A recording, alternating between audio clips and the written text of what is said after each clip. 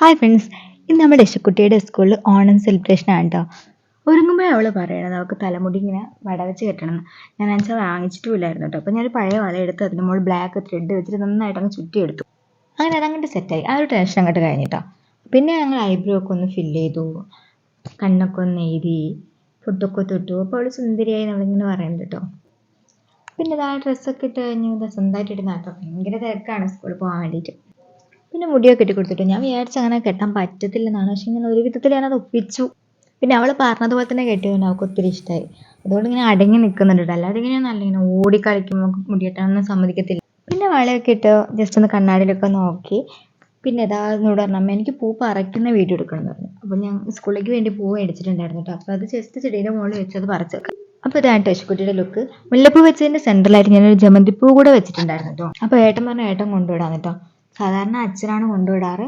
പിന്നെ എന്ന് ഏട്ടൻ പറഞ്ഞു ഞാൻ എന്തായാലും അങ്ങോട്ട് വരാമെന്ന് പറഞ്ഞു. അപ്പം ഞാനും ഏട്ടനും യശുക്കുട്ടിയും കൊടുത്ത് ആ സ്കൂളിലേക്ക് വീടിൻ്റെ അടുത്ത് തന്നെയാണ് കേട്ടോ, അത് പുളിയഞ്ചേരി UP സ്കൂൾ. അപ്പോൾ ഇവർ തന്നെ സ്കൂളിൽ നിന്ന് മാരിഗോൾഡൊക്കെ കൃഷി ചെയ്തിട്ടുണ്ടായിരുന്നു കേട്ടോ. അപ്പോൾ അതിൻ്റെ വിളവെടുപ്പും കൂടെ ആയിരുന്നു ഇന്ന്. അപ്പോൾ ഞങ്ങൾ ജസ്റ്റ് അവിടെ നിന്ന് രണ്ടൊന്ന് ഫോട്ടോസൊക്കെ എടുത്ത് പിന്നെ കുട്ടികളൊക്കെ എത്തുന്നുണ്ടായിരുന്നുള്ളൂ കേട്ടോ. പിന്നെ അവളുടെ പൂവൊക്കെ മേടിച്ചുകൊണ്ട് മിസ്സിനെ കണ്ടപ്പോൾ വേഗം മിസ്സിൻ്റെ അടുത്തേക്ക് ഓടി. ഇല്ലെങ്കിൽ ചെറിയ മക്കൾ അങ്ങനെ തന്നെയാണ്. നമ്മൾ എത്ര നോക്കിയാലും മിസ്സുമാർ അവർക്കൊരു ഭയങ്കര ഒരു എന്താ പറയുക, ഞാനും അങ്ങനെ തന്നെയായിരുന്നു കേട്ടോ സ്കൂളിലൊക്കെ പഠിക്കുമ്പോൾ. ഞാൻ അമ്മയുടെ കൈ പിടിച്ച് ഇങ്ങനെ നടന്നാലും മിസ്സിനെ ടീച്ചേഴ്സിനെ കാണുമ്പോൾ ടീച്ചറേ വിളിച്ചൊരു ഓട്ടമായിരുന്നു. അപ്പോൾ അവളുടെ ക്ലാസ്സിലെ ഒരു കുട്ടിയായിരുന്നു കേട്ടോ അപ്പോൾ വന്നിട്ടുണ്ടായിരുന്നുള്ളൂ, നേരത്തെ ആയിരുന്നല്ലോ. അപ്പോൾ പിന്നെ അവരുടെ കൂടെ ഫോട്ടോ ഒക്കെ എടുത്തു. അപ്പോൾ വീഡിയോ ഇഷ്ടപ്പെട്ടാൽ ചാനൽ ലൈക്ക് ചെയ്യാനും സബ്സ്ക്രൈബ് ചെയ്യാനും കമൻറ്റ് ചെയ്യാനും മറക്കല്ലേ.